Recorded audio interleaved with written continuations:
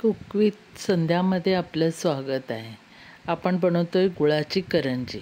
आपण सारण करूया, खोबरं भाजून घेऊया नुसतं. त्याच्यानंतर आपण ही काळी खसखस आहे, ही काळी खसखस मला मिळाली, इथे कॅनडामध्ये अशीच आहे.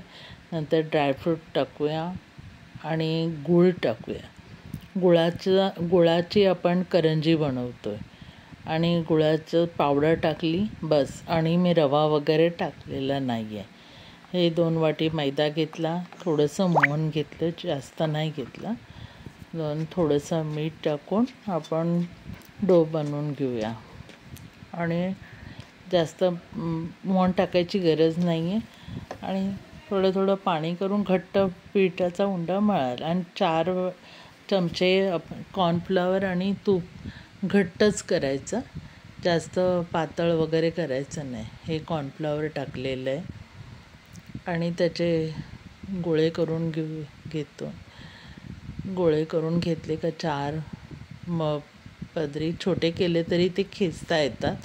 खेचून वगैरे ही 4 याचे एकावर एक ठेवून गोल गोल सर्व याला व्यवस्थित लावायचं. एकदम व्यवस्थित लावलं आणि ते खेचून आपण ती पोळी मोठीत करून टाकायची. आणि ते खेचल्या जातं व्यवस्थित एकदम चांगलं.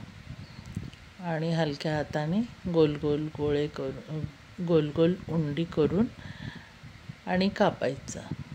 कापून वगैरे एक साईड छानपैकी केलं जातं. खूप सुंदर लागतात. गुळाचीही पण. साखर पण नाही. आणि छान करून बघा, खूप सुंदर लागणार. जास्त काही भरल्या नाही, जास्त मी टाकलं त्याच्यामध्ये. ॲक्च्युली मला जास्त आवडतं, पण ते मध्ये मध्ये येतात तरी मी कापत नाही आहे. आणि असंच प्रेस करून करायचं. हलक्या हाताने प्रेस केलं का झालं. आता हे मी पेपर घेतला आहे. ॲक्च्युली पेपरवर केलं ना तर ते चांगलं लाटता येतं, नाही तर चिटकत राहते. आणि ती सारखी काढायला गेली की ते तुटतात. मग हे अशी तुटतात. त्याला करते वेळेस हलक्या हाताने व्यवस्थित करून आणि त्यालाच प्रेस करून टाकायचं. दाबल्यावरती ते